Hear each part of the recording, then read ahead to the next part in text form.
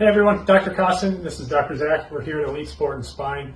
A couple weeks ago we did a poll on our Facebook page asking you what were some of the more common aches and pains you guys were experiencing now that pretty much everybody's working from home. The overwhelming majority was neck and upper back issues, but there were a few of you out there that picked hips and low back, so we didn't want to leave you hanging, and we're going to shoot a video for you to help get some motion through your hips and through your low back.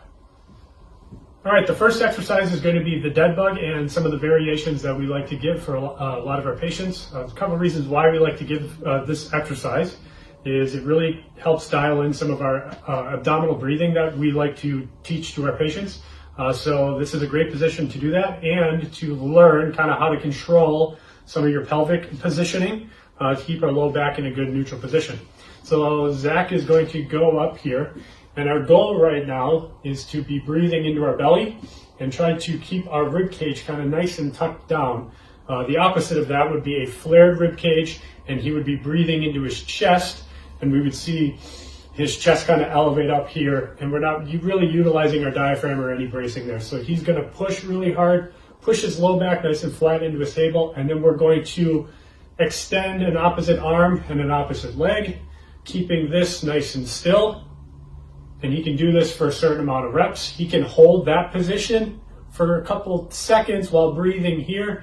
And the main important thing that we want to focus on is we want to make sure that we're continuing to breathe, making sure that we're using this belly as a good solid brace there. The next progression from there would he would start to push into the opposite leg, which is going to activate a little bit more of like this front anterior sling that we have. Adding a little bit of pressure there. He's not trying to push his knees super hard. But this is a great way to kind of activate a little bit more of the front ab musculature. And again, he's making sure that he's driving his low back down into the table and breathing into his belly. So that would be the dead bug. The second exercise is going to be a rotational plank exercise. So Zach, go ahead and put yourself in that position. So the hip that we're going to be working on right now is going to be this downside hip. So Zach's left hip. This front leg is going to be roughly at about 90 degrees, and he's basically going to be in like a front plank position here. If he's not able to get into this position, and let's say this right shoulder can't quite get to even pressure through the forearms here, we can go up into like his hands and do like a high plank variation. But Zach can go all the way down here. So our goal, again, we talked a little bit about breathing, so he's going to make sure that he's breathing and bracing into his belly. And to start, he's just going to drive this knee as hard as he can into the table. And if I were to try to pull this thing away, he's going to really fight that. So if you're doing this at home, I really want you to feel like you're pushing super hard out here. And you'll feel a pretty big stretch through this downside hip. Once that gets easy enough, we can then start to progress and lift and elevate maybe 1 inch, 2 inches off the table, and really try to challenge some of the strength and mobility through the outside part of the hip here, making sure that we're maintaining even pressure through the forearms here, and also that he's pushing out really hard between his shoulder blades. So this would be a rotational plank exercise.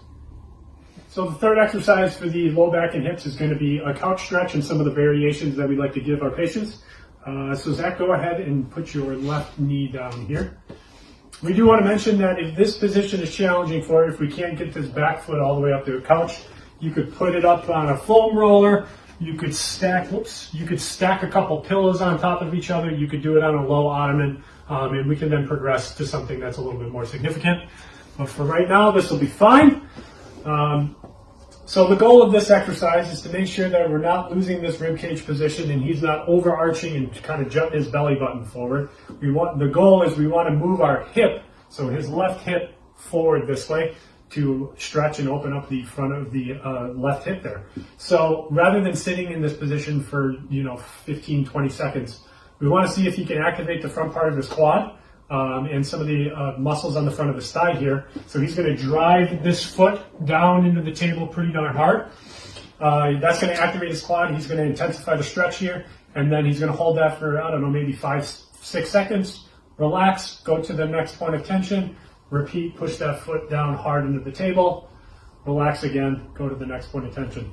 Again, the goal is to drive the hip forward versus sticking the belly button forward. All right, so this is going to be a couch stretch and some of the variations. The last exercise is going to be something called a shin box lunge. So I would recommend doing this on either like a squishy floor or like a soft carpet or some sort of like a soft cushioned yoga mat. And the goal here, we're trying to work on some hip rotation and also some control through the hip musculature. So Zach is going to kind of start in this tall sitting position. He's going to rotate into that position is called a shin box. So that there, and then he's going to drive this knee down into the table or into the floor, come up into a lunge, and then reverse that on the way back. So open up into a lunge, reverse on the way back. It's important to notice that he's making sure to maintain some good torso position. He's not like kind of rounding into this position. It could be a pretty challenging exercise. So if we're not able to transition up into a lunge, we can just go from that position back down and do that the opposite direction. You can go to rotation into a shin box and back. You could go a shin box into kind of like a tall position and back down, just like so. Or you can progress all the way into that shin box lunge and step through and control all the motion on the way back down. So this would be a pretty challenging exercise for the hip, but this is a shin box lunge.